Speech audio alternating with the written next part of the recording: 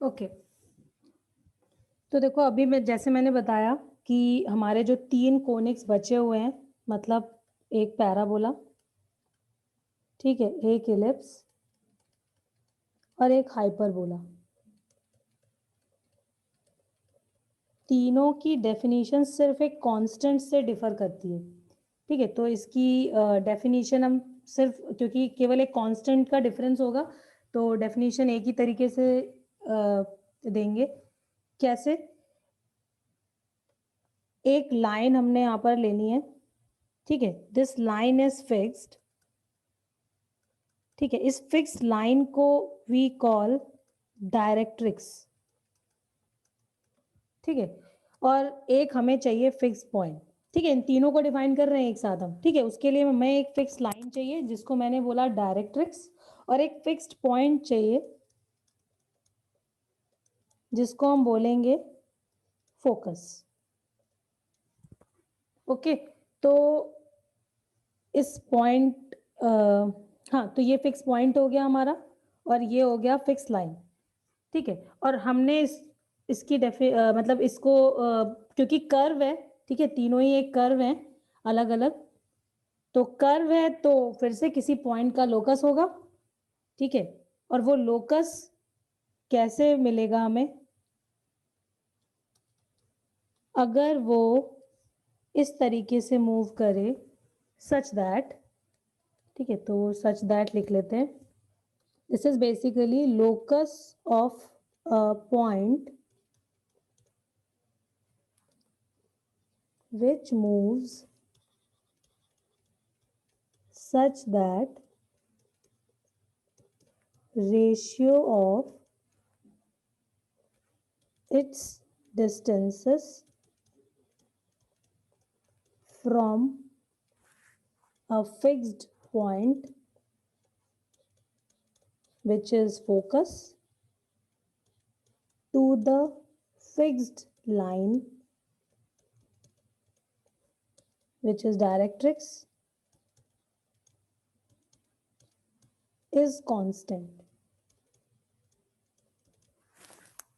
ठीक है। तो देखो ये किस पॉइंट का लोकस है, ये तीनों ही कर्व किस पॉइंट का लोकस है? which moves such that ratio of its distances from a fixed point to the fixed line is constant, PS upon PM, ठीक है। PS क्या बता रहा है? PS हमें बता रहा है इस पॉइंट का, ये जो हमने मान लो ये पॉइंट x, y ले लिया, तो इस पॉइंट का एक फिक्स्ड पॉइंट से जो डिस्टेंस है, ठीक है, और इस पॉइंट का एक फिक्स्ड लाइन जिसको हम डायरेक्ट्रिक्स कह रहे हैं उससे डिस्टेंस है। तो इस रेशियो, बेसिकली जो ये रेशियो है वो कांस्टेंट रहता है, ठीक है, उस पॉइंट का ये लोकस है, ठीक है। तो अब क्या है कि ये जो इस कांस्टेंट को हमने एक नाम भी दिया है, इसको हम बोलते हैं इसेंट्रिसिटी, ठीक है। This constant is called eccentricity. और देखो ये पैराबोला के लिए इसकी वैल्यू 1 होती है, ठीक है। अगर E लेस देन 1 है तो हमें इलिप्स मिल जाएगा इस पॉइंट का लोकस, और अगर E ग्रेटर देन 1 है तो हमें ये पॉइंट P का जो लोकस है वो क्या मिल जाएगा? हाइपरबोला। ओके, तो हमारा पॉइंट P कैसे मूव कर रहा है कि such that ratio of distances from a fixed point to the fixed line is constant and that constant is called eccentricity, and eccentricity की वैल्यू इन तीनों कर्व के लिए इस तरीके से है, ठीक है। अगर E 1 हो जाएगा तो हमें पैराबोला मिलेगा, अगर E की वैल्यू लेस देन 1 है, डेफिनेटली ये रेशियो है तो ये ग्रेटर देन 0 तो होगा ही होगा, ठीक है। तो अगर E की वैल्यू 0 से 1 के बीच में होगी तो हमें इलिप्स मिल जाएगा, और अगर E ग्रेटर देन 1 है तो हमें क्या मिल जाएगा? हाइपरबोला। ओके, अच्छा आप देखो ये तो समझ में आ गया सबको डेफिनेशन? Yes ma'am. ठीक है, आगे बढ़ते हैं। एक सेकंड नोट करना है। हाँ हाँ, करो करो। बस यहीं पे।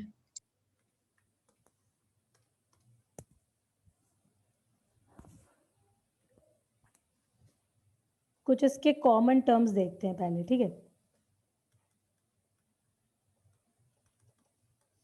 जो तीनों में एक जैसे रहेंगे, उनकी डेफिनेशन भी सेम रहेगी।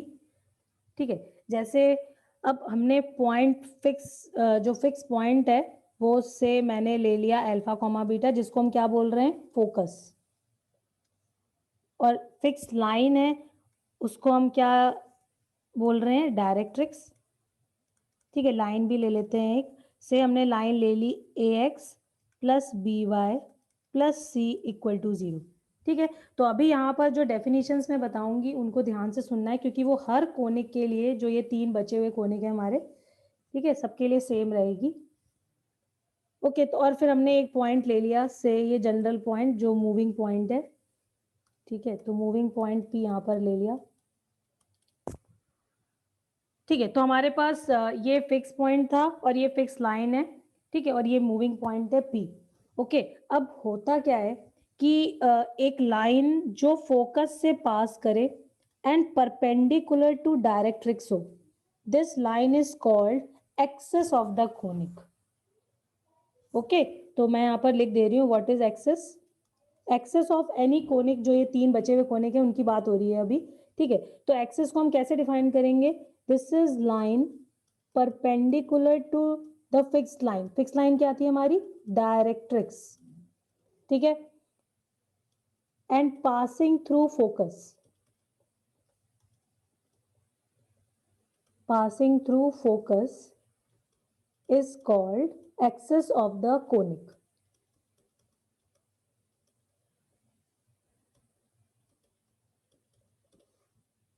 ठीक है, एक्सेस पता चल गई, तो ये लाइन एक्सेस हो जाएगी because it is perpendicular to the directrix and passing through focus. ठीक है, ओके। अच्छा देखो, अब एक चीज और, हमारे जितने भी ये जो कोनिक हैं तीनों, इनके लिए तुम्हें एक चीज याद रखनी है कि हर कोनिक अपनी एक्सेस के अबाउट हमेशा सिमेट्रिक होता है। ठीक है, तो ये याद रखोगे, graph of conic is symmetrical about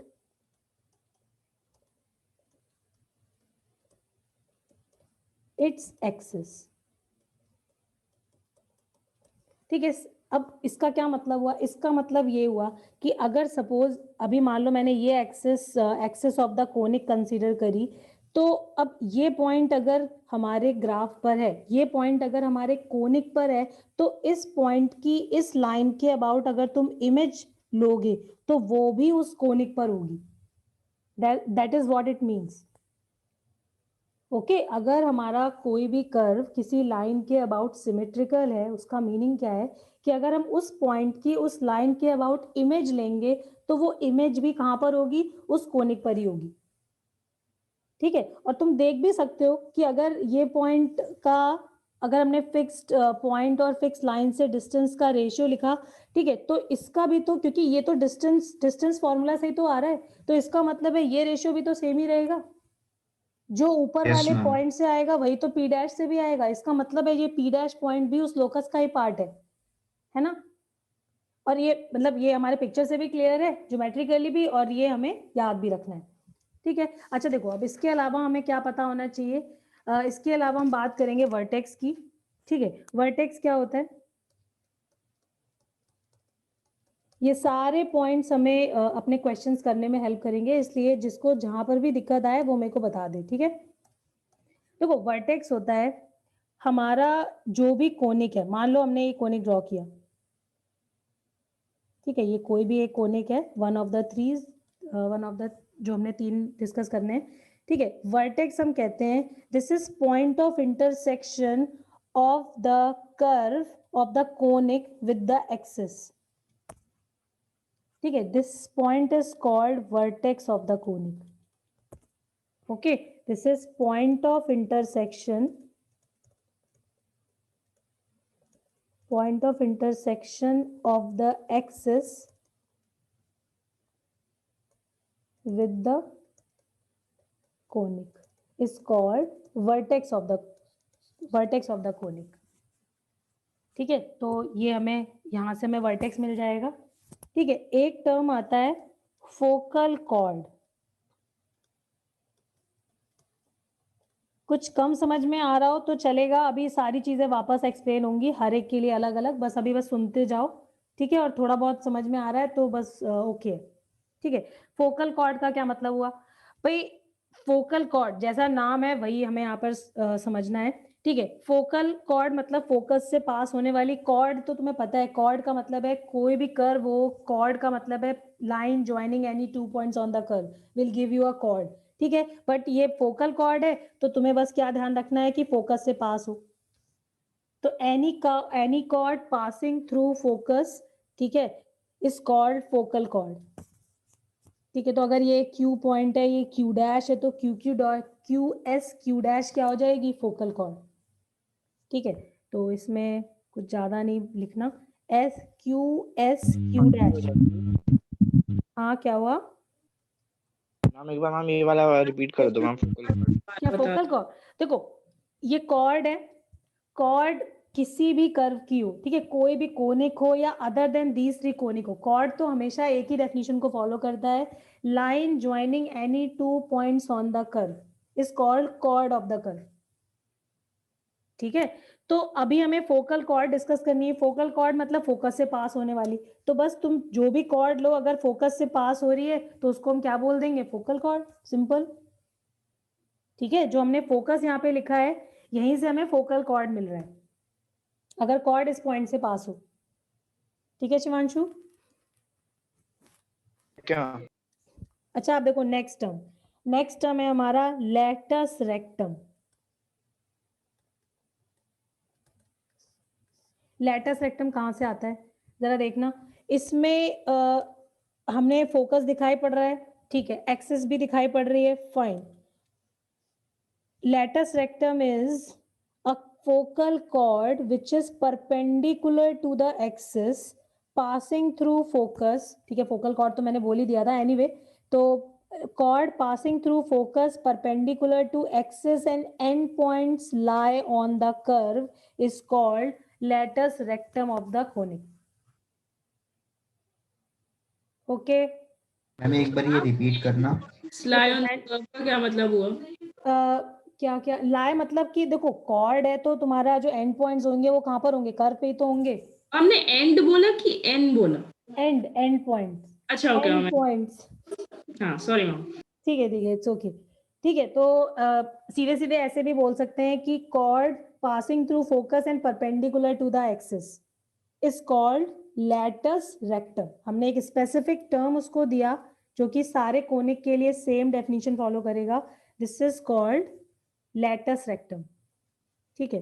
लिख देती हूँ इसे, chord perpendicular to axis and passing through focus,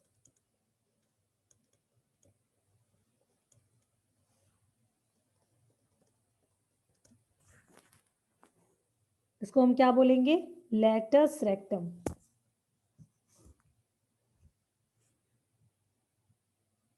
okay. इसको मैंने बोल दिया आर और इसको बोल दिया आर डैश, ठीक है।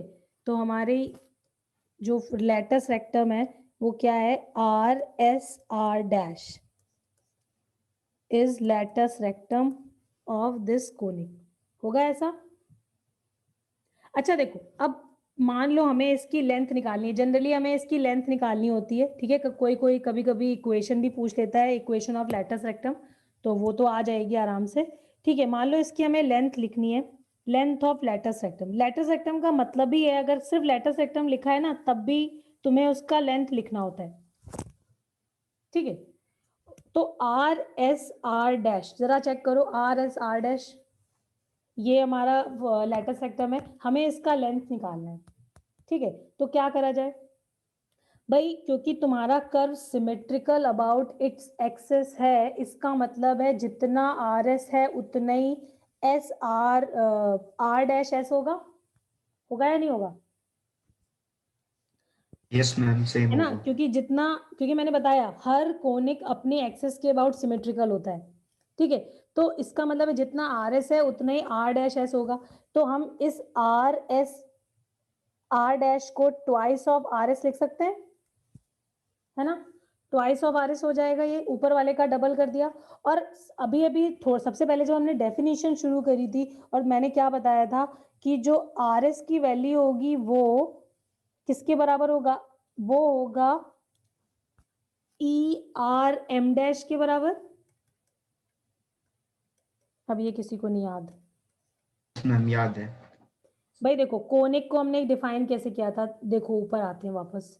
देखो मैंने यही तो बताया था कि कोई भी पॉइंट अगर कोनिक पर है, ये बेसिकली उस पॉइंट का लोकस ही तो था जहां से P S upon P M का डिस्टेंस ई रेशियो का मतलब ई रेशियो देता है। ये जो P पॉइंट था that is any point on the conic. तो अगर ये E पॉइंट सॉरी ये जो P पॉइंट है ये से R में कन्वर्ट हो गया, ये भी पॉइंट तो हमारे कोनिक पे ही तो है। तो जो आर एस की वैल्यू होगी वो किसके बराबर होगी, वो आर एम डैश के बराबर होगी, ई टाइम्स आर एम डैश के बराबर होगा या नहीं होगा। इसको इधर मल्टीप्लाई कर दिया, पी की जगह मैंने बस आर पॉइंट डाल दिया है, r s upon r M dash is equal to e, ये भी तो यही होगा, हमारे पी पॉइंट का लोकस ही तो था और उसी कर्व पे पॉइंट आर भी लाई कर रहा है। ठीक है, इसका मतलब हम यहाँ से आर एस के प्लेस पर क्या लिख सकते हैं, 2 टाइम्स 2 तो एज इट इज है और आर एस के प्लेस पर मैंने लिख दिया ई आर एम डैश। ठीक है, अब जरा देखो ये आर एम डैश क्या है, चेक करते हैं। R M dash is same as S N के बराबर होगा ऐसा, क्योंकि ये 90 डिग्री है तो ये रेक्टेंगल यस फॉर्म मैम। होगा और ये एस एन के बराबर हो जाएगा। और एस एन क्या है, एस एन है distance between focus and directrix, isn't it? Everyone check करो एस एन क्या है। Yes S N ma'am. हमारा फोकस एंड डायरेक्ट्रिक्स के बीच का डिस्टेंस है। तो हमें एक जनरल फॉर्मूला मिल गया लैटिस रेक्टम निकालने का, 2 into E into distance between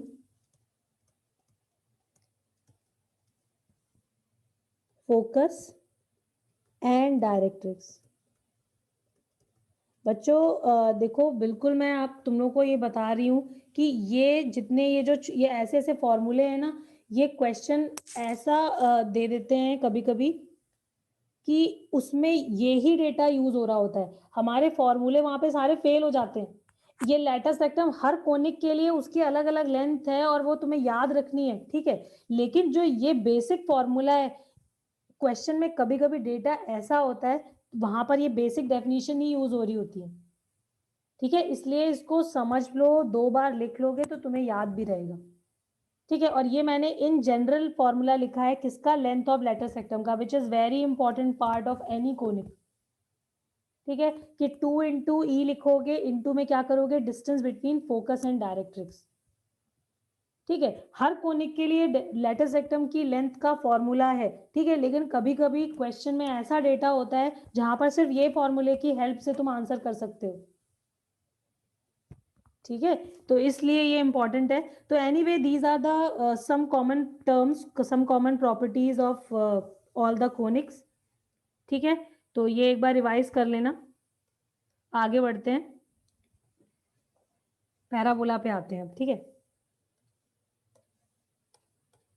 तो भाई पैराबोला में हमें ये पता है कि जो E है वो 1 है, ठीक है। जो PS और PM की हम बात कर रहे थे, मान लो हमने ये लाइन फिर से AX plus BY plus C equal to 0 ले ली और पॉइंट जो फिक्स पॉइंट है वो हमने अल्फा कॉमा बीटा ले लिया, ठीक है। तो पॉइंट P का लोकस था हमारा पैराबोला जब E जो है वो 1 हो,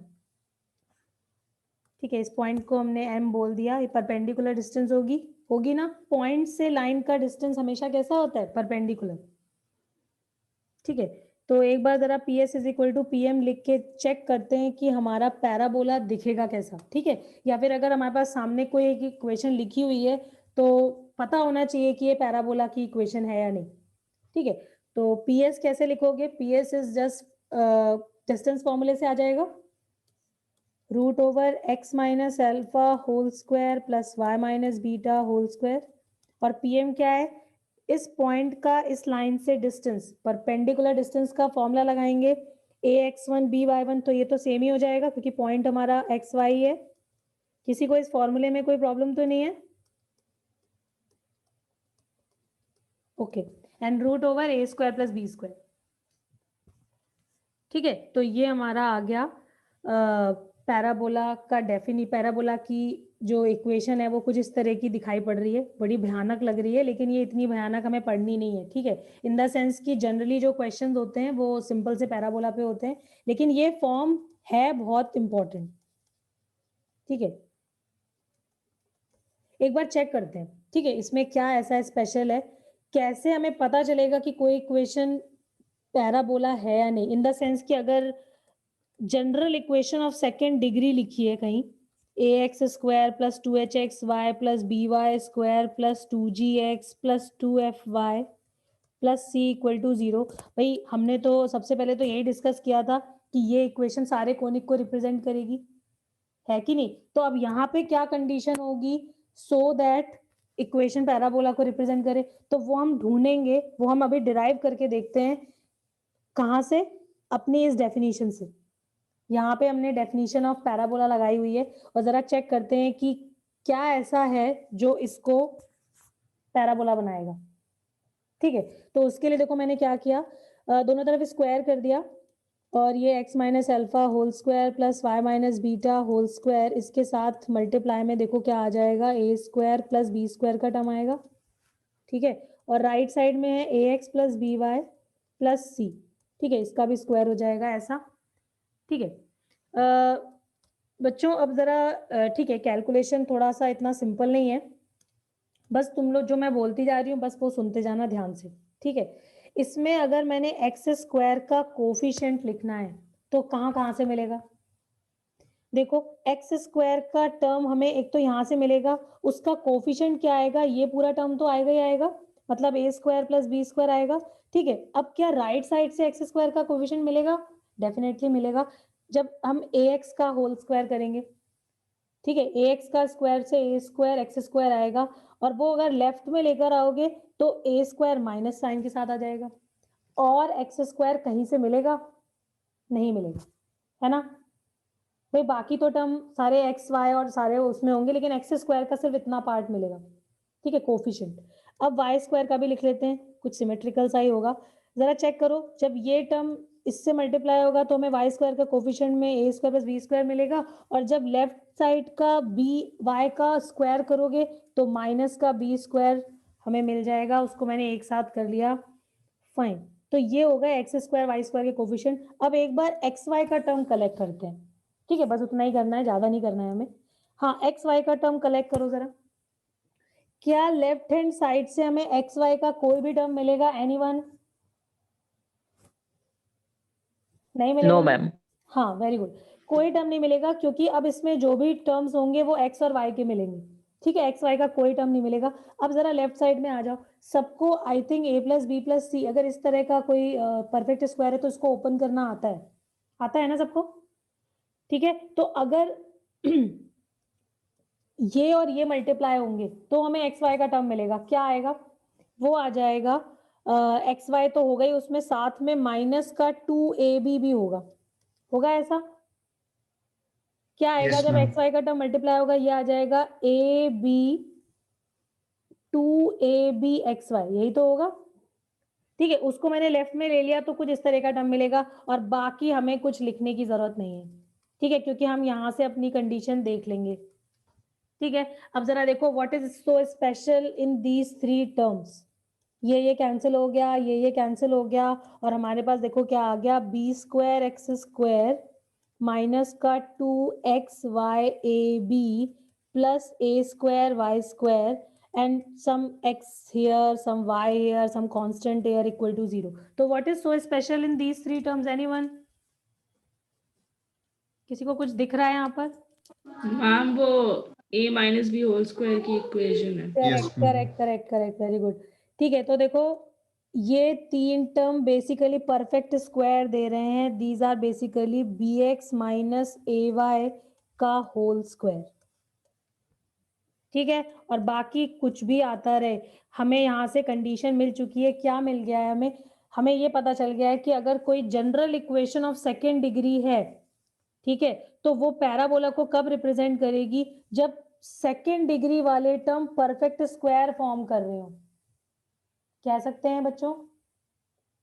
जब Yes, सेकंड ma'am. डिग्री वाले टर्म परफेक्ट स्क्वायर फॉर्म कर रहे होंगे तब हमारा जो सेकंड डिग्री का इक्वेशन है वो पैराबोला दे रहा होगा। ठीक है, तो अच्छा अभी भी ये इससे भी हम एक कंक्लूजन निकाल सकते हैं। जरा देखना ध्यान से, तुमने इसको परफेक्ट स्क्वायर जो बना रहा था इसको जरा एक बार फिर से एक्सपेंड करके लिख लिया तो क्या आएगा 2abxy plus a square Y square. ठीक है, ओके, तो इतना टर्म अगर परफेक्ट स्क्वायर होगा तो अब यहां से भी हम कुछ कह सकते हैं। देखो ये पूरा एक्सप्रेशन, ये जो 3 टर्म लिखे हैं इसको तुम क्वाड्रेटिक इन x के टर्म में भी लिख सकते हो, देख सकते हो, और क्वाड्रेटिक इन y के टर्म्स में भी देख सकते हो, है कि नहीं? ठीक है, और अगर ये क्वाड्रेटिक एक्सप्रेशन है और ये परफेक्ट स्क्वायर चाहिए तो कौन सा केस होता है, कब ये परफेक्ट स्क्वायर बनेगा? जब इसका d 0 के बराबर होगा। यस, ठीक है, तो इसका d 0 कर लेते हैं। तुम किसी में भी क्वाड्रेटिक के फॉर्म में इसे चेक कर लो। मान लो ये x के हिसाब से लिखा हुआ है तो x में क्वाड्रेटिक हमने मान लिया। ठीक है, तो जिसका d 0 होगा, t 0 होगा मतलब इसका b स्क्वायर माइनस 4ac में 0 करना है। ठीक है, तो what is at the place of b square? ये हो जाएगा, अब यहाँ पे b के प्लेस पर क्या आएगा, x को छोड़ के जो लिखा है x के साथ।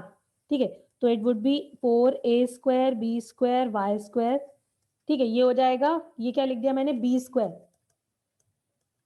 ठीक है, minus 4 into A, what is A, B square into C, C is this complete thing, A square Y square and that is equal to 0। A square B square, एक सेकेंड बच्चों, ये तो गड़बड़ हो गई। एक सेकेंड रुको, ये मैंने ना यहां से नहीं वहां से लेना चाहिए था। इसका d 0 के बराबर है, यहां से बस ये चेक कर लिया हमने। ठीक है, ये तो तुम लोग को पता ही है कि अगर ये परफेक्ट स्क्वायर है तो इसका d इक्वल टू 0 है। ठीक है, देखो कंडीशन हमें कहाँ से निकालनी थी, हमें ये लिखना था कि अगर general equation of second degree हमारे सामने लिखी हुई है, ठीक है, which is ax square plus 2hxy plus by square plus 2gx plus 2fy plus c equal to 0। ठीक है, ये इक्वेशन पैराबोला को रिप्रेजेंट करेगी जब इसके सेकेंड डिग्री के टर्म परफेक्ट स्क्वायर फॉर्म करेंगे, है ना? और ये परफेक्ट स्क्वायर कब बनेंगे, क्योंकि ऊपर वाला तो देखो है ही, ऊपर वाले को देख ही के तो हमने कंडीशन निकाली है। ठीक है, कि ये परफेक्ट स्क्वायर फॉर्म हो रहा है, इसका मतलब इसका d 0 होना चाहिए, और इसका d 0 है, डेफिनेटली है, वो तो परफेक्ट स्क्वायर से ही आया है। इसका 0 होना चाहिए तो हमें कंडीशन मिलेगी। ठीक है, तो इसका हम d 0 करेंगे तो ये हो जाएगा b स्क्वायर, अगर हम इसे क्वाड्रेटिक इन x कंसिडर करें, क्वाड्रेटिक इन x, ठीक है, तो ये हो जाएगा 4b स्क्वायर माइनस 4ac, एक सेकेंड, अरे यार 4h स्क्वायर y स्क्वायर। ठीक है ना, x का coefficient is b, right, x का कोफिशिएंट इज b, तो हमने b स्क्वायर लिख दिया, माइनस 4 इंटू ए इंटू सी करना है, तो ये हो जाएगा c is this complete thing, है ना, और इट मस्ट बी 0। ठीक है, तो 4 हमने डिवाइड कर दिया, y स्क्वायर डिवाइड कर दिया। ठीक है, हमारे पास क्या आ गया, h square is equal to ab। This is the condition for a second degree equation to represent a parabola. ठीक है, कि h square must be ab के बराबर। अब बच्चों ये चीज यहां तक क्लियर है सबको? देखो हमने क्या किया, एक बार मैं वापस रिकैप करती हूँ सारी चीजों का। हमने एक बार ये पैराबोला, लास्ट वाला दिखा दो थोड़ा सा। हाँ एक सेकंड, बस एक सेकंड रुको। देखो हमने स्टार्ट कहाँ से किया, हमें पैराबोला की डेफिनेशन पता थी। ठीक है, कि e की वैल्यू जब 1 होगी तो हमारा जो लोकस है इस पॉइंट का, ठीक है, ये क्या रिप्रेजेंट करेगा, पैराबोला। ओके, तो मैंने PS और PM को इक्वेट कर दिया, यहां से क्या किया, दोनों तरफ स्क्वायर किया, और हमने यहाँ पे चेक किया कि जो सेकेंड डिग्री के टर्म है वो परफेक्ट स्क्वायर फॉर्म कर रहे हैं।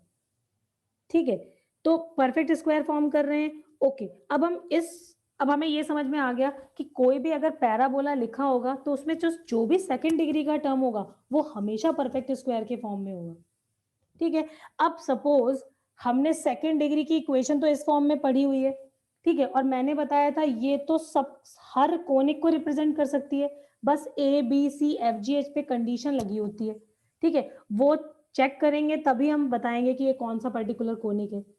ठीक है, तो हमने क्या किया, क्योंकि हमें पैराबोला के लिए पता चल गया कि सेकंड डिग्री के टर्म क्या कैसे होने चाहिए, परफेक्ट स्क्वायर फॉर्म करने चाहिए, तो हमने इसमें कंडीशन लगा दी सेकंड डिग्री के टर्म्स पे d इक्वल टू 0 की। ठीक है, सो दैट हम ये बता पाए कि वो कंडीशन लगा के चेक कर पाए कि ये पैराबोला होगा या नहीं होगा। हमने कंडीशन लगाई d इक्वल टू 0 और हमें क्या मिल गया, H square is equal to A B. मतलब अगर एच स्क्वायर ए बी के बराबर है तो हम कहेंगे कि yes our second degree equation represents parabola. ठीक है, तुम लोगों को याद है ना सबको कि ये इक्वेशन सर्कल को रिप्रेजेंट कब करती है, जब h 0 होगा and a equal to b होगा, यही तो पढ़ा था, to represent this equation yes ma'am. Circle. ठीक है, अब हमने पैराबोला के लिए क्या पढ़ लिया, पैराबोला कब होगा ये सेकेंड डिग्री का इक्वेशन, एच स्क्वायर जब ए बी के बराबर होगा। लेकिन अभी एक चीज मिस हो रही है, कोई मेरे को बताएगा क्या, H square is equal to A B कहीं और नहीं पढ़ा है? एंगल वाले नीरज आवाज कट गई, एक बार वापस बोलोगे? मैम वो एंगल का याद था 90 डिग्री का भी। हाँ बिल्कुल सही, बिल्कुल सही, जहां पे हमने एंगल 90 डिग्री और 0 एंगल पढ़ा था, याद है बच्चों? हमारी जब पेयर ऑफ लाइंस को रिप्रेजेंट कर रही थी ये इक्वेशन, तो वहां पर भी तो H square is equal to A B था, जब angle between pair of lines is 0 when lines are coincident. याद आया? तो इसका मतलब क्या हुआ, इसका मतलब हुआ कि हमें एक और चीज चेक करनी है, और देखो अब तुम्हारे पास यहाँ पर दो चीजें आ गई। हमने सबसे पहले तो ये सेकेंड डिग्री इक्वेशन लिख ली, 2gx plus 2fy plus C equal to 0। ठीक है, और देखो अब स्टोरी क्या है, ये general equation of second degree है, जनरल सेकेंड डिग्री इक्वेशन। ठीक है, जो किसी भी कोनिक को रिप्रेजेंट कर रही थी। ठीक है, सबसे पहले हम कैलकुलेट करते हैं डेल्टा, जिसको हम क्या बोलते हैं, डिस्क्रिमिनेंट।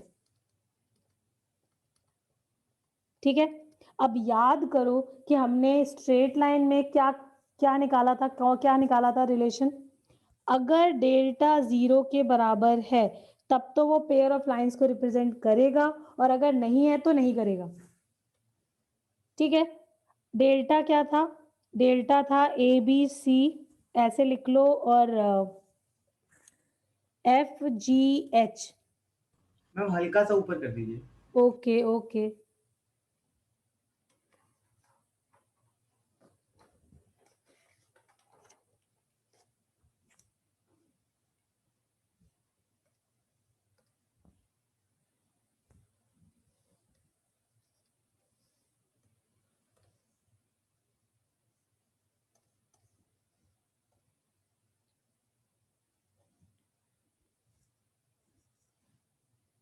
एक बार समझ लो फिर लिख लेना। ठीक है, मैम लिख देखो लिया। लिख लिया। ओके, देखो मैं क्या बता रही थी कि हम सबसे पहले क्या चेक करेंगे कि डेल्टा 0 के बराबर है या नहीं। डेल्टा निकालते कैसे थे, ए बी सी, यहाँ पर हमें एच जी एफ लिखना है, और इसी ऑर्डर में यहाँ पे लिखना था। मैंने कहा था ये वाला फॉर्म याद कर लेना। ठीक है, ये हमारा डेल्टा की वैल्यू है, और अगर ये याद हो जाए तो ठीक है, और या तो तुम ये याद रख सकते हो तो भी ठीक है, A B C plus F G H,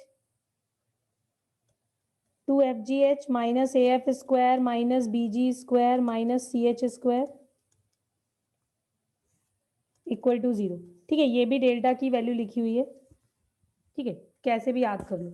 हाँ, तो एनीवे अगर हमारा डेल्टा 0 के बराबर है तब तो हम चले जाएंगे पेयर ऑफ लाइंस पर, और अगर डेल्टा 0 नहीं है तो हम आ जाएंगे अपने कोनिक्स के इस पार्ट पे, किस पे, पैराबोला, एलिप्स या हाइपरबोला। ठीक है, इवन सर्कल भी, सर्कल में एक्चुअली एच नहीं होता तो पता चल जाता है। तो एनीवे हाँ, डेल्टा नॉट इक्वल टू 0 है तो हम कहाँ पर आ जाएंगे, इस रीजन में आ जाएंगे अपने other than pair of lines. ठीक है, और अगर एच स्क्वायर ए बी के बराबर है डेल्टा 0 होने के बाद, तब हम कहेंगे कि लाइंस कोइंसिडेंस है, कोइंसिडेंट लाइंस हैं, ठीक है। और अगर एच स्क्वायर ए बी यहाँ पर आ रहा है तो हम कहेंगे कि ये पैराबोला को रिप्रेजेंट कर रहा है। ओके एवरीवन, तो इसका मतलब क्या हुआ, सबसे पहले हमें डेल्टा चेक करना पड़ेगा, उसके बाद हम इस कंडीशन को देखेंगे, ठीक है।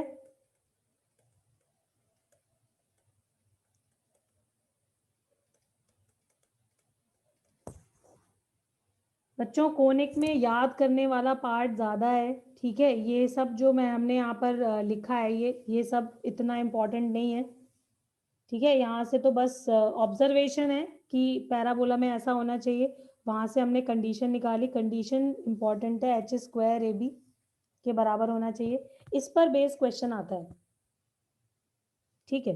तो ये पता होना चाहिए। और उससे भी पहले हमें क्या देखना पड़ेगा कि हमारा डेल्टा कहीं 0 के बराबर तो नहीं है। अगर 0 होगा तो एच स्क्वायर ए बी करने पर पेयर ऑफ लाइंस में मिल जाएंगी, कोइंसिडेंट लाइंस। और अगर डेल्टा 0 नहीं है और एच स्क्वायर ए बी के बराबर है तो हमें पैराबोला मिलता है,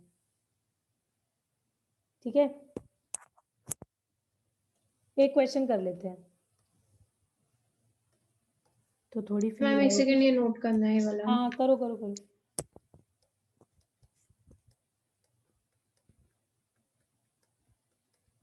वो H square equal to A B parabola represent करेगा। हाँ यहाँ पे ठीक है। ठीक है, डेल्टा अगर नॉट 0 है and you have this relation between H A B, then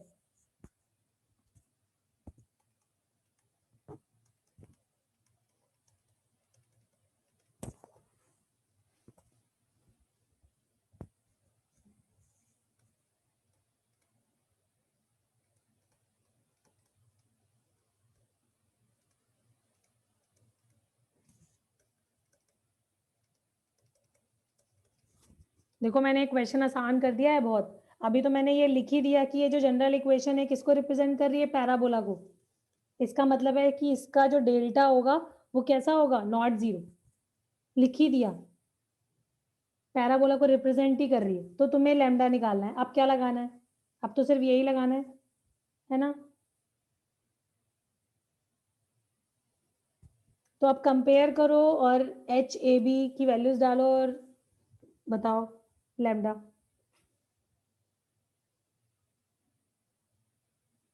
√2। √2 कैसे आएगा भाई, देखो तुम्हारा h क्या हो जाएगा, यहाँ पे h हो जाएगा λ/2, है ना। हम इसे कंपेयर कर रहे हैं अच्छा इससे, हाँ ठीक है, सॉरी। ठीक है।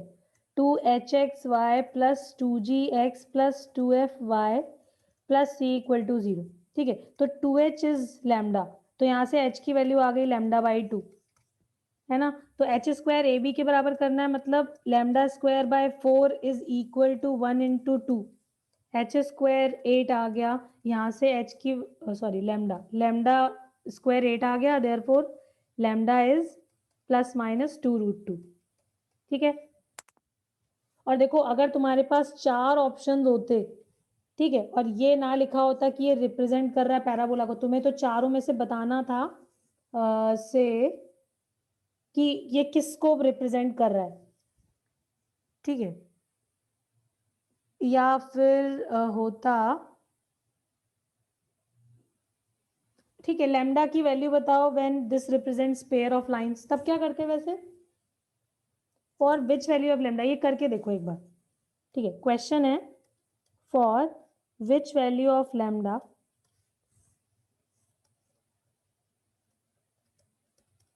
ठीक है, equation 1 represents a pair of lines,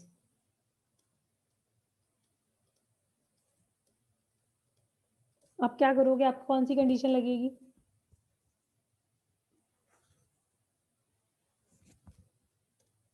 क्यों रोहन क्या लगाना चाहिए अब, मैम इसमें तो डेल्टा को 0 करेंगे। करेक्ट, डेल्टा इक्वल टू 0, क्यों बताओ रोहन, कुछ समझ में नहीं आ रहा क्या, ऊपर वाली कंडीशन में कैसे पता चलेगा कि डेल्टा 0 है? हाँ एक सेकंड रुको रुको, पहले रोहन से बात करी थी मैं। हाँ हाँ। रोहन तुम बताओ, कहीं क्या पे हुआ मैम? कंफ्यूजन है कहीं पर? नहीं मैम, डोर खोलने गया था मैम। अच्छा ओके, तो एनीवे ये क्लियर है कि how to calculate lambda if this pair of lines, मतलब if this general equation represent pair of lines. Yes ma'am. तो यही लगाना चाहिए, कुछ और तो नहीं है दिमाग में? ठीक है, हाँ पढ़ने तुम क्या पूछ रहे थे बताओ। वो डेल्टा 0 है, वो आपने पहले चेक, मतलब कैसे पता चलेगा डेल्टा 0 है? देखो यहाँ पर तो क्वेश्चन तुम्हारा था कि ये लाइन, मतलब ये जो पेयर ऑफ सेकंड डिग्री लिखी हुई है, पेयर ऑफ लाइंस नहीं बोलूंगी, ये सेकंड डिग्री की जो इक्वेशन है, अगर ये पैराबोला को रिप्रेजेंट कर रही है, ये क्वेश्चन में गिवन है। अच्छा ठीक है, ठीक है, तो इसका हाँ। मतलब है कि कुछ और डेल्टा चल रहा 0 है है। हाँ हाँ, डेल्टा नॉट जीरो है, नॉट जीरो हाँ सॉरी, नॉट 0। है ना, तो यहाँ पे डायरेक्ट हमने h स्क्वायर ए बी कर लिया।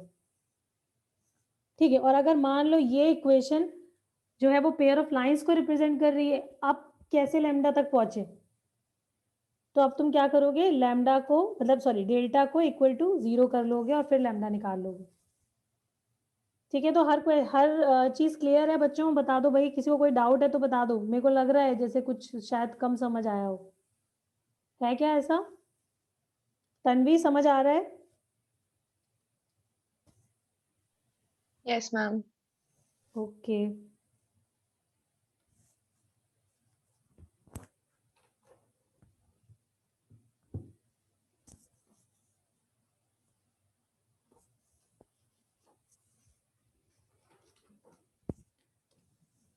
क्वेश्चन है x minus 2 whole square plus y minus 3 whole square is equal to x minus Y minus 3 square divide by 2। ठीक है, ये एक तुम्हारे पास एक्सप्रेशन लिखा हुआ है, तुम्हें बताना है कि is above equation represent parabola?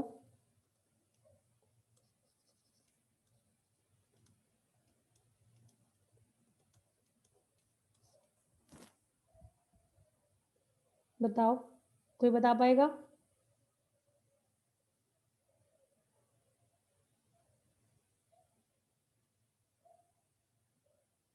अब ऐसा तो नहीं कि डेल्टा चेक कर रहे होगे। देखो ये हमारा जो फॉर्म है ये मैं बता देती हूँ, ठीक है? देखो जरा सुनो ध्यान से, हमने पॉइंट P का लोकस जो है वो हमने पैराबोला जब पढ़ा था, ठीक है, तो उसमें PS is equal to PM, ये हमारी बेसिक डेफिनेशन थी। ठीक है, मैम और ये तो वो फर्स्ट वाली फॉर्म हो गई ना। मैम एग्जैक्टली ये नहीं एग्जैक्टली, होगा ना? हाँ ये नहीं होगा, you are saying? Yes ma'am. होगा ये पीयू, देखो एक बार, देखो PS is equal to PM, यही डेफिनेशन पढ़ी थी। क्योंकि देखो अभी तुम्हारे पास जो एक्सप्रेशन लिखा हुआ है उसमें एक साइड तो डिस्टेंस फॉर्मूला लगा हुआ है और एक साइड ध्यान से देखो तो ये परपेंडिकुलर डिस्टेंस वाला कुछ कुछ दिखाई पड़ रहा है ना? तो अपनी इस डेफिनेशन पे आ जाओ, PS is equal to PM definition. ठीक है, तो पॉइंट P का अगर तुम लोकस देखोगे तो यहाँ पर ठीक है एक रूट लगा होना चाहिए, क्योंकि यहाँ पे स्क्वायर तो है नहीं, एक काम करते दोनों तरफ रूट लगा लो। तो मैंने यहाँ पर लिख लिया x minus 2 whole square plus Y minus 3 whole square is equal to, यहाँ पर ये मॉड लगा लेते हैं और स्क्वायर हट गया। ठीक है, एंड डिवाइडेड बाय क्या हो गया, √2। हो गया या नहीं हो गया? देखो ये पैराबोला को रिप्रेजेंट करेगा, ये पैराबोला को रिप्रेजेंट कर रही है, जहां पर हमारा जो फिक्स्ड पॉइंट हो जाएगा वो हो जाएगा 2,3, और जो फिक्स्ड लाइन होगी वो क्या हो जाएगी, x minus Y minus 3 equal to 0। तुम करके देख लो, PS ऐसे ही तो निकालोगे फॉर्मूले से, PS डिस्टेंस फॉर्मूला, तो ये मिल जाएगा और PM से ये मिल जाएगा। कंप्लीटली PM लिखा हुआ है और ये कंप्लीटली PS लिखा हुआ है, तो yes it will represent the parabola. होगा ऐसा? Yes ma'am. बच्चों देखो टॉपिक से डरो मत किसी को डर तो नहीं लग रहा है ना कि ये क्या पढ़ रहे हैं, क्या बकवास सी चीज पढ़ाई जा रही है, ऐसा तो नहीं लग रहा ना किसी को? देखो अभी No, अपने ma'am. आप चीजें और अभी देखो हम अभी उसका जनरल फॉर्म पढ़ रहे हैं। जनरल फॉर्म हमेशा थोड़ा सा होता है कि उसमें चीजें ज्यादा नोटिस करनी पड़ती है, ठीक है। अभी हम और स्पेसिफिक होते जाएंगे तो चीजें एकदम और क्लियर होती जाएंगी, तो डोंट वरी, ठीक है। नीरज समझ आ रहा है? हाँ नीरज, यस मैम। ठीक है। तो सिर्फ हमने डेफिनेशन यूज करी और हमने चेक कर लिया कि yes it will represent a parabola, ठीक है। अब देखो सपोज यहीं पर 2 के प्लेस पर 4 लिखा होता, ठीक है। मान लो मैंने लिख दिया x minus 2 whole square plus y minus 3 whole square is equal to x minus Y minus 3 का स्क्वायर डिवाइड बाय 4। तो क्या अब ये रिप्रेजेंट करेगा पैराबोला को? No ma'am. Definitely not. क्यों? क्योंकि अब ये 4 जो लिखा है ना, ये उसको PS is equal to PM नहीं बनने देगा, ठीक है। देखो ऊपर वाले में क्या था, ऊपर वाले में तो ये root over A square plus B square की एग्जैक्टली वैल्यू लिखी थी। भाई किसी पॉइंट से किसी लाइन के बीच का डिस्टेंस तुम कैसे देखते हो? यही तो फॉर्मूला लगाते हो। अगर लाइन है x minus Y minus 3 equal to 0, तो परपेंडिकुलर डिस्टेंस कैसे लिखते हैं? यही तो आएगा जो यहाँ पे लिखा हुआ है। जबकि यहाँ पे क्या हो जाएगा, यहाँ पे तो कुछ और आ जाएगा। तुम्हें तो यहाँ पे क्या करना पड़ेगा, पहले तो तुम्हें 2 को सेपरेट करना पड़ेगा, ठीक है। हमने दोनों तरफ रूट लिया, x minus 2 whole square plus Y minus 3 whole square is equal to हमारे पास बच गया मॉड ऑफ दिस अपॉन 2, ठीक है। हमें तो सिर्फ रूट 2 की जरूरत है। अभी मैंने स्क्वायर रूट लिया है, ठीक है, तो रूट 2 को अलग कर लिया। अब वैसे ये किस कोनिक को रिप्रेजेंट कर रहा है? PS is equal to EPM। E की वैल्यू क्या है? E की वैल्यू है 1/√2। E कैसा है, ग्रेटर देन 1 और लेस देन 1? एलिप्स को, because it is less than 1। और लेस देन 1 अगर E होता है हमारा जो कांस्टेंट है, सेंट्रिसिटी जिसको बोलते हैं, तो तो ये एक्सप्रेशन किसको रिप्रेजेंट करेगा? ये लोकस एलिप्स Ellipse को। को. यस यस बच्चों। Yes, ma'am. तो देखो ऐसा नहीं है कि चीजें समझ में नहीं आ रही है। देखो बच्चे आंसर कर रहे हैं, इसका मतलब है सबको समझ में आनी चाहिए।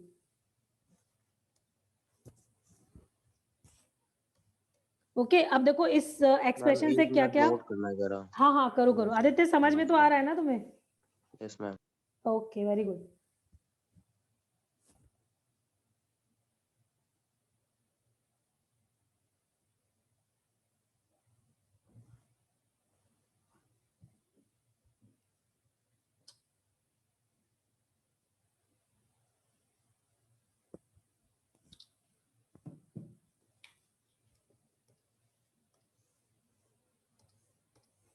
हो गया?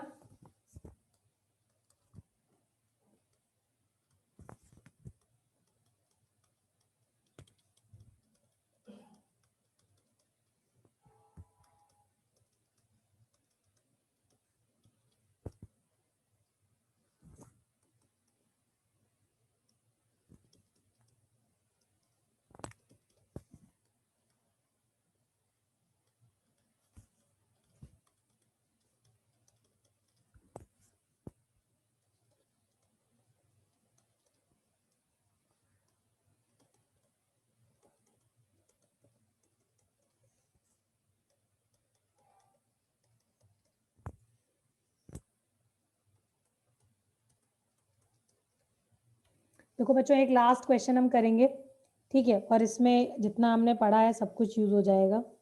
मैम इसमें लैम्डा 1/√2 हो जाएगा. 1/√2 थोड़ा सा गड़बड़ है। 1/2। 1/2 इज करेक्ट, हाँ मैम, वो स्क्वायर ठीक है मैम. ठीक है। हाँ वो पारस मैंने उसमें बता दिया थोड़ा. पारस बोल रहा है? Yes ma'am. ओके ओके पारस, स्क्वायर हो रखा है ना, इसलिए वो 1/2 ही आएगा. हाँ ठीक है। अच्छा देखो सबका निकलना चाहिए। देखो ये 1/2, लैम्डा मस्ट बी 1/2। अगर ये लाइन ये एक्सप्रेशन पैराबोला को रिप्रेजेंट करेगा तो लैम्डा की वैल्यू 1/2 होनी चाहिए। जिसको नहीं समझ आया वो मेरे को एक बार बताओ। जिसने निकाल लिया है वो आगे का पार्ट करें, ठीक है। You have to write everything for this parabola, these 4 thing at least.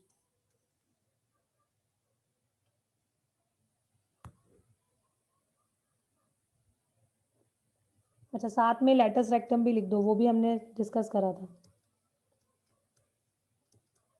हाँ बताओ, सबका निकल गया? अर्नब आ गया लेमडा? हाँ, एक सेंड कर रहा हूँ।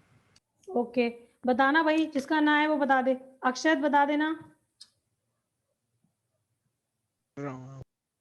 Okay,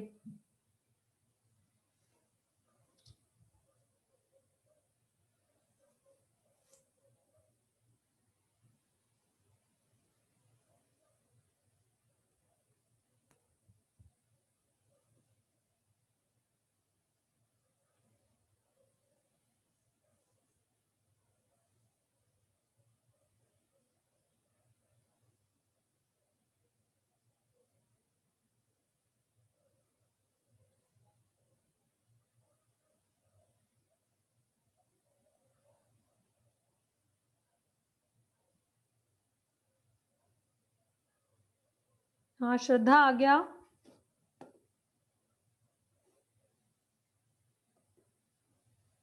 Yes, ma'am. आ गया, ओके। रोहन तुम्हारा आया? 2 मिनट में। ओके, ठीक है, रुक जाते हैं।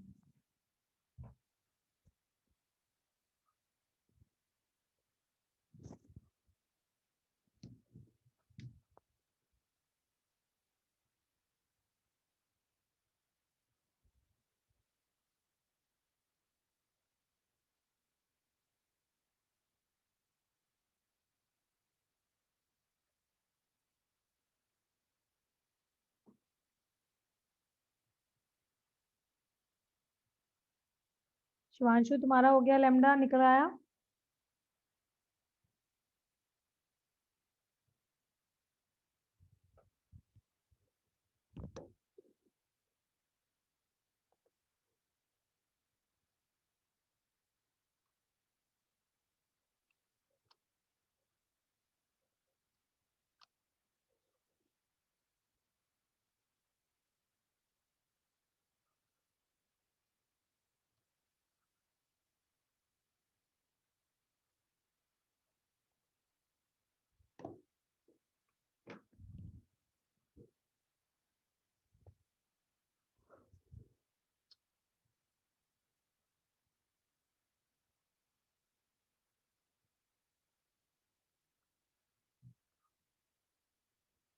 ठीक है, किसी को कोई दिक्कत नहीं है इसमें लेमडा में? No ma'am.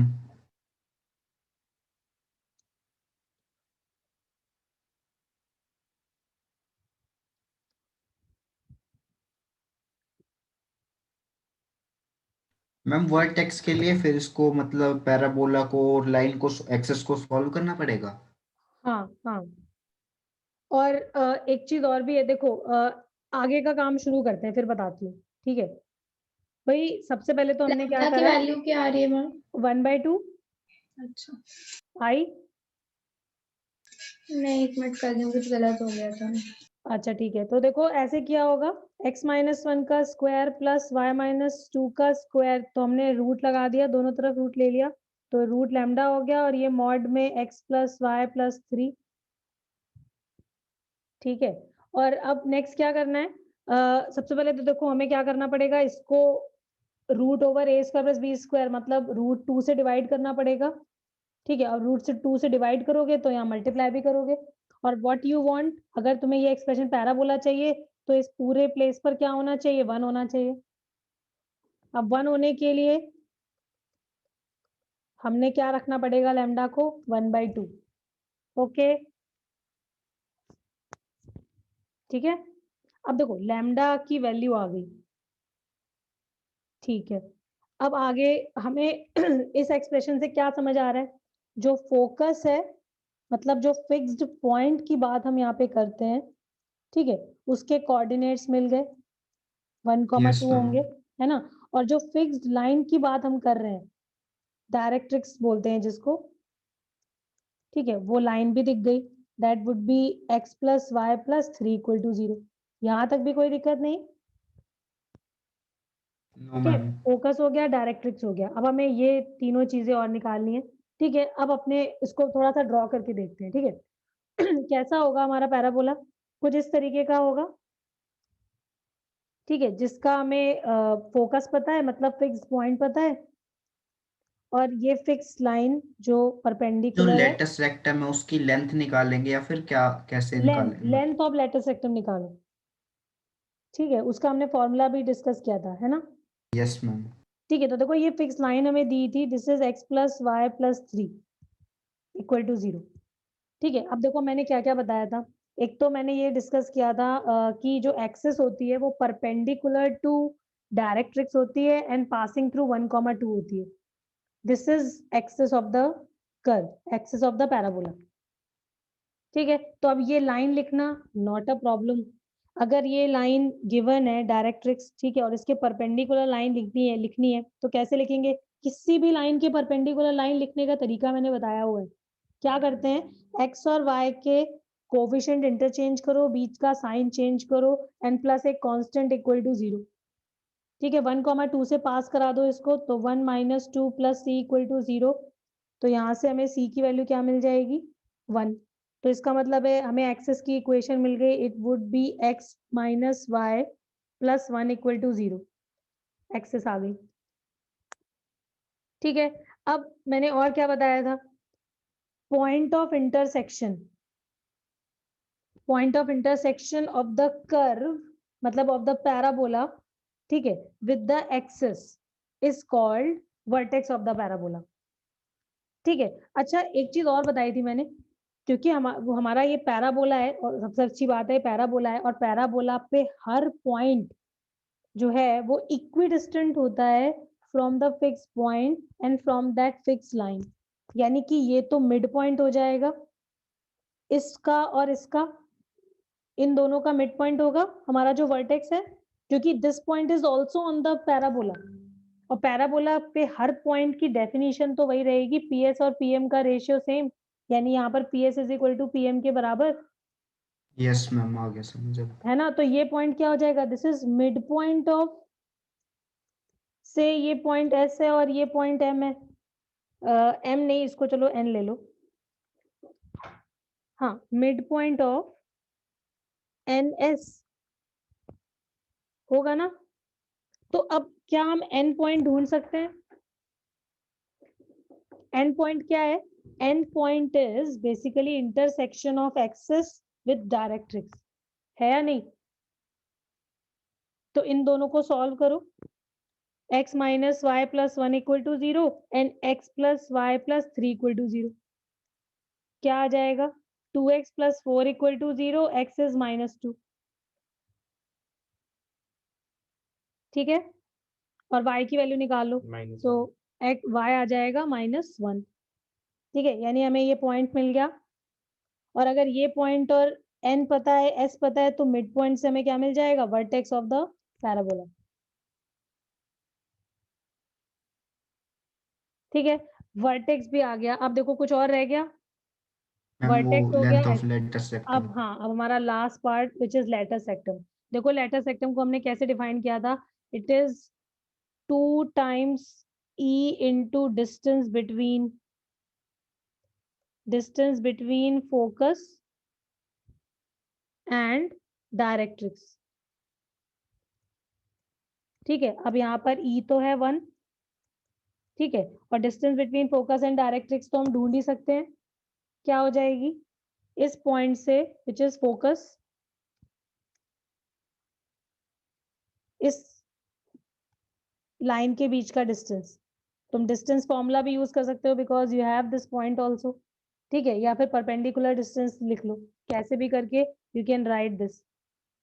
ठीक है, तो तुम्हें क्या मिल गया? लेंथ ऑफ लेटर सेक्टम भी मिल गई।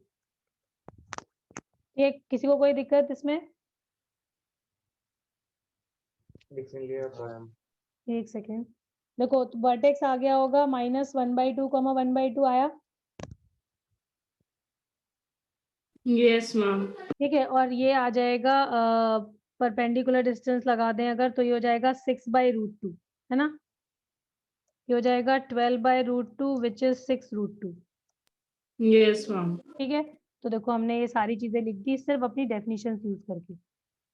ठीक है, तो कोई भी अगर इस तरह का फॉर्म दिया हुआ है तो हम समझ जाएंगे कि ये PS is equal to PM form है, और फिर हमने अपना बेसिक डेफिनेशन यूज करे और ये सारी चीजें लिख दी।